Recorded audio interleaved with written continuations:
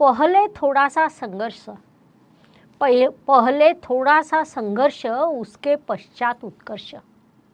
नमस्कार, मैं astro गुरुमा doctor ज्योति जोशी आप सभी ज्योतिष प्रेमियों का हार्दिक स्वागत करती हूँ। ग्रह लगातार भ्रमण करते रहते हैं, गोचर द्वारा एक राशि से दूसरी राशि में प्रवेश करते हैं। उसका शुभ और अशुभ ऐसे दोनों प्रकार से मनुष्य जीवन पर प्रभाव पड़ता है। ज्योतिष दृष्टिकोण से यह अत्यंत महत्वपूर्ण घटना होती है, इसीलिए हम सदैव ग्रहों के राशि परिवर्तन का विश्लेषण करते हैं। उस अनुसार आने वाले 22 अप्रैल को एक बड़ी घटना होने वाली है। वह घटना है गुरु महाराज का राशि परिवर्तन। गुरु महाराज प्राकृतिक शुभ ग्रह होने के कारण उनके राशि परिवर्तन का विशेष महत्व होता है। मनुष्य जीवन पर उसका बड़ा प्रभाव पड़ता है, इसीलिए हम राशि के अनुसार उनके प्रभाव का विश्लेषण कर रहे हैं। उसमें आज हम सिंह राशि पर क्या प्रभाव होगा इसे विस्तार से समझने वाले हैं। साथ ही इस काल में करने वाले विशेष उपाय मैं आपको बताने वाली हूँ, इसीलिए आज के भाग को अंत तक देखना ना भूलें।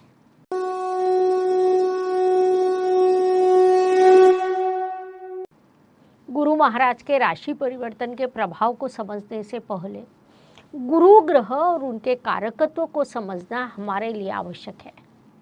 22 अप्रैल 2023 को गुरुदेव मीन राशि से मेष राशि में प्रवेश करेंगे। इस राशि परिवर्तन से गुरुदेव सेनापति के घर में प्रवेश करने वाले हैं, अर्थात सेनापति को वे मार्गदर्शन करेंगे।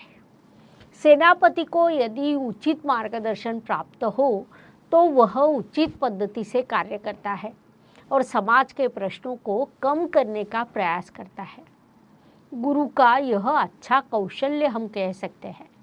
वास्तव में देखा जाए तो गुरुदेव स्वयं गत 5 वर्षों से परेशानी में थे।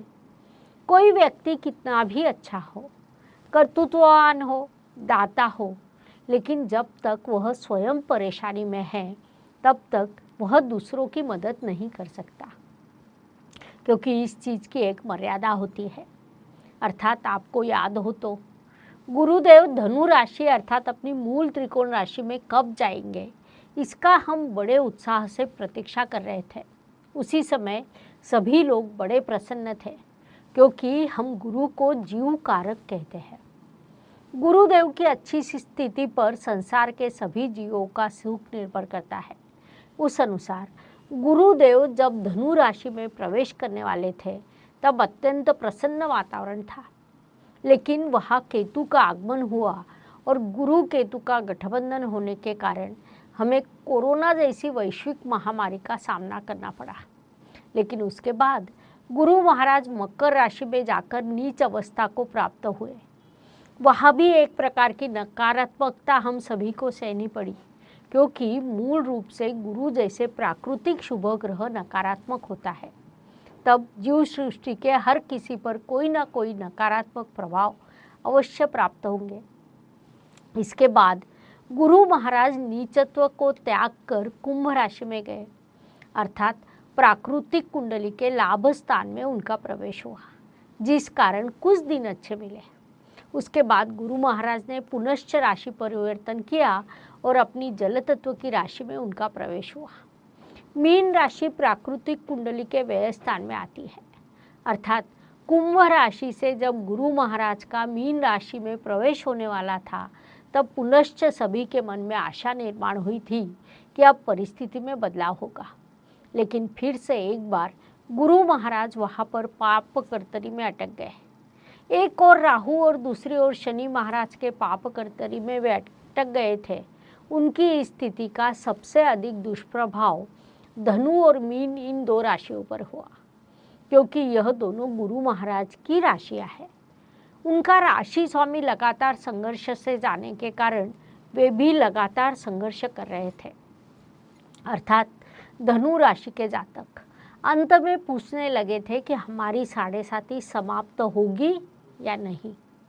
संक्षेप में गुरु महाराज जब मीन राशि में जाकर पाप कर्तरी में अटक गए तब वे अपनी दोनों राशियों के लिए कुछ अच्छा नहीं कर सके, इसीलिए अन्य राशियों का तो प्रश्न ही नहीं आता है। सर्व ज्योतिष प्रेमी आणि अभ्यासकांसाठी एक परिपूर्ण ज्योतिष बनण्याची सुवर्ण संधी चालून आली आहे। ज्योतिष महासंमेलन दिनांक 11 आणि 12 जून 2023 रोजी पुण्यातल्या पावनभूमीत हॉटेल प्रेसिडेंट प्रभात रोड इथे हे महाअधिवेशन होत आहे। या अधिवेशनात सहभागी होण्यासाठी आपल्याला आधी नाव नोंदणी करावी लागेल। त्यासाठी शुल्क आहे केवळ 1800 रुपये आणि 20 एप्रिल पूर्वी नोंदणी केल्यास मिळेल 200 रुपयाची मोठी सवलत। विशेष प्रतिनिधी किंवा समिती सदस्य म्हणून नाव नोंदणीसाठी अनुक्रमे 4100 आणि 2500 रुपये शुल्क असेल। अशा सदस्यांचा होईल मान्यवरांच्या हस्ते शाल, श्रीफळ आणि स्मृतिचिन्ह देऊन सन्मान। सर्वांसाठी असेल चहा, नाश्ता, भोजन, हाय टी। मग उशीर कशाला? 9850098688 या नंबरवर फोनपे, जीपे करून आपली नोंदणी निश्चित करा आणि महाअधिवेशनात सहभागी व्हा। नोंदणीसाठी पुन्हा एकदा नंबर सांगते, 9850098688। अधिक माहिती तुम्हाला डिस्क्रिप्शन बॉक्समध्ये उपलब्ध असेल।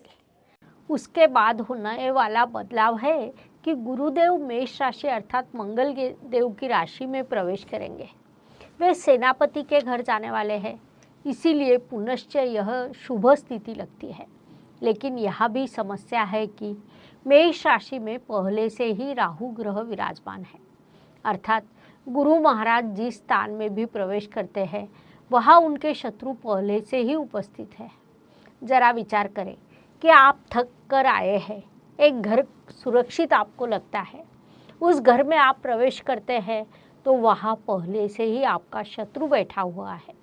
कुछ ऐसी ही स्थिति अब गुरु महाराज की होगी, जिस कारण उनके लिए एक नया संघर्ष निर्माण होगा। हर समय जब हम गुरु परिवर्तन का अध्ययन करते हैं तो कई बार हमें गुरु के शुभ परिणाम देखने को मिलते हैं, लेकिन इस गुरु परिवर्तन का अध्ययन करते समय हमें 3 विभाग करने पड़ेंगे।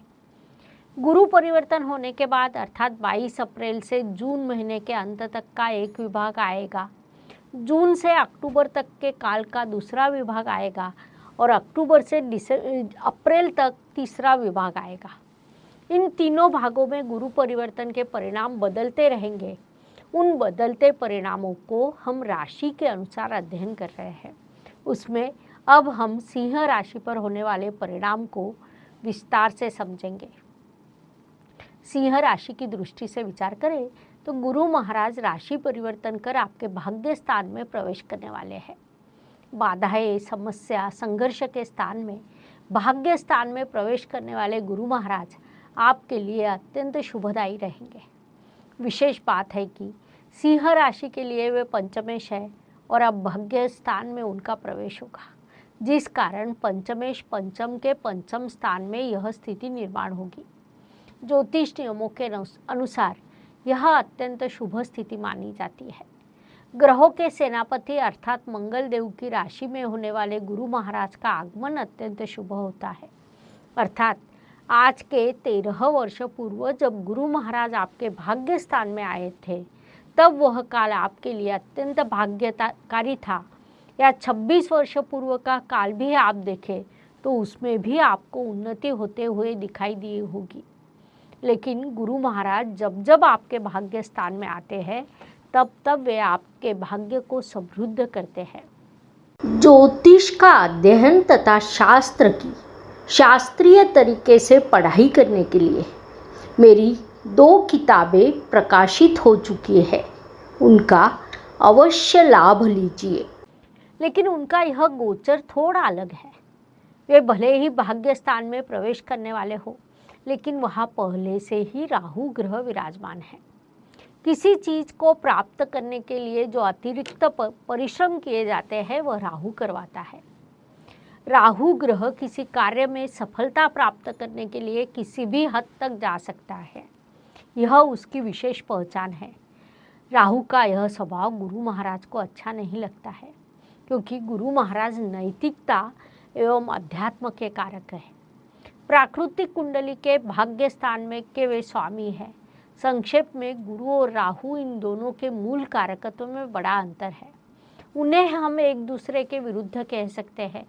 वही स्थिति अब आपके भाग्य स्थान में निर्माण होगी, क्योंकि वहाँ गुरु और राहु का गठबंधन होगा। गुरु और राहु का यह गोचर 25 मई तक सिंह जातकों के लिए कहीं न कहीं परेशानी का कारण बन सकता है। अर्थात 25 मई तक का प्रभाव, 25 मई से 30 अक्टूबर तक का प्रभाव और 30 अक्टूबर के बाद का प्रभाव, ऐसे 3 भागों में विभिन्न प्रकार के प्रभावों की अनुभूति आपको प्राप्त होगी। पहले भाग में आपको बड़ी परेशानी का सामना करना पड़ सकता है। जैसे हमें पता है कुल गुरु और राहु इन दोनों ग्रहों को पंचम, सप्तम और नवम ऐसी कुल 3 दृष्टियां हैं। स्थान के साथ उनकी दृष्टि अत्यंत महत्वपूर्ण होती है, क्योंकि उनकी दृष्टि का भी बड़ा प्रभाव होता है। गुरु महाराज की दृष्टि को तो अमृत दृष्टि कहा जाता है।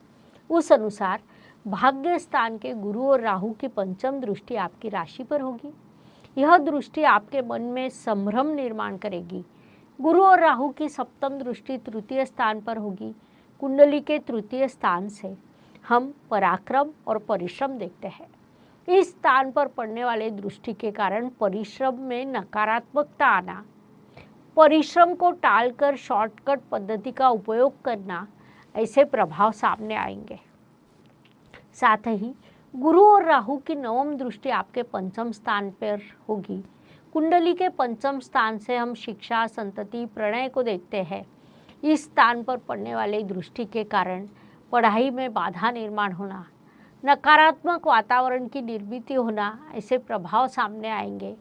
इसीलिए इन सभी दृष्टियों से आपने अत्यंत सावधान रहना चाहिए। अब यह प्रश्न उपस्थित होता है कि यह परिस्थिति क्या गुरु राहु के संपूर्ण गोचर काल में एक समान रहेगी? तो ऐसा कतई नहीं होगा। 25 मई के बाद परिस्थिति में सुधार होगा, क्योंकि तब तक गुरु महाराज आगे निकल जाएंगे और राहु पीछे चला जाएगा। अर्थात गुरु महाराज का गोचर वृषभ राशि की ओर और राहु का गोचर मीन राशि की ओर होगा। पहले वे एक दूसरे की दिशा में यात्रा कर रहे थे, आगे उस यात्रा की दिशा बदल जाएगी। इसीलिए 25 मई के बाद इन प्रश्नों की तीव्रता कम होगी। 30 अक्टूबर को राहु ग्रह राशि परिवर्तन कर मीन राशि में अर्थात आपके अष्टम स्थान में प्रवेश करेगा। उस समय गुरु महाराज भाग्य स्थान में विराजमान रहेंगे। वहाँ से वे स्वतंत्र होंगे, जिस कारण उनसे आपको अत्यंत शुभ फल प्राप्त होंगे। इस अवधि में वे आपके भाग्य को समृद्ध करेंगे। भाग्य के सहयोग से आपको कई चीज़ें बड़ी सरलता से प्राप्त होगी। हर चीज़ में आपको भाग्य का साथ मिलेगा। वहाँ से गुरु महाराज की दृष्टियों से भी आपको शुभ परिणाम प्राप्त होंगे। उनकी पंचम दृष्टि आपकी राशि पर पड़ने के कारण आपका व्यक्तित्व समृद्ध होगा। राजा लोगों के राशि के रूप में सिंह राशि की विशेष पहचान है। राशि पर पड़ने वाली गुरु महाराज की अमृत दृष्टि से आपका ज्ञान बढ़ेगा। भाग्य स्थान के गुरु महाराज की सप्तम दृष्टि आपके परिश्रम स्थान पर रहेगी, जिस कारण आप उचित दिशा में सकारात्मक पद्धति से परिश्रम करेंगे। इस अवधि में आप कई यात्रा करने वाले हैं, वहाँ से भी आपको लाभ की प्राप्ति होगी और गुरु महाराज की नवम दृष्टि आपके पंचम स्थान पर होगी, जो आपको पढ़ाई में सफलता प्रदान करेगी। पढ़ाई में आपकी उन्नति होगी, संतति से आपको आनंद मिलेगा या संतति आज्ञाकारी बनेगी। आपकी इच्छा के अनुसार वे बर्ताव करेंगे। कुल मिलाकर यह काल अत्यंत शुभ रहेगा, इसीलिए उसका पूरा उपयोग कीजिए। उपायों की दृष्टि से विचार करें तो ज्योतिष में कई छोटे छोटे एवं सरल उपाय बताए गए हैं, जो कोई भी सरलता से कर सकता है। इसीलिए कुछ विशेष करने की आवश्यकता नहीं। साथ ही उपाय छोटा हो, परिणाम बड़े होते हैं। शर्त इतनी कि पूरी श्रद्धा से कीजिए। सिंह राशि के दृष्टि से उपाय का विचार करें तो गुरु महाराज को अध्यात्म का कारक ग्रह माना जाता है। इसीलिए आप बुद्धिजीवी और गुरु समान लोगों का आदर करें, उन्हें उचित सम्मान दें। साथ ही काले रंग का कुत्ता पाले या उसे खाना खिलाएं। इन उपायों के शुभ परिणाम प्राप्त होंगे। इस प्रकार मेष से लेकर मीन तक हर राशि को पर गुरु परिवर्तन का प्रभाव कैसा रहेगा, यह समझने के लिए हमने आपके इस चैनल पर कुल 12 वीडियो अपलोड किए हैं। यह वीडियो आपको अच्छा लगे तो लाइक, सब्सक्राइब करें, कमेंट बॉक्स में जय ज्योतिष लिखना ना भूलें। साथ ही हमसे संपर्क करना है तो व्हाट्सएप पे मैसेज करें। कृपया आपको फ़ोन नहीं करना है, आपके कॉल हम उठा नहीं सकते। आपके मैसेज करने पर रिप्लाई दिया जाएगा। धन्यवाद। शुभम भवतु। जय ज्योतिष। Please like, share and subscribe the channel और हाँ, बेल आइकॉन दबाना ना भूलें। धन्यवाद।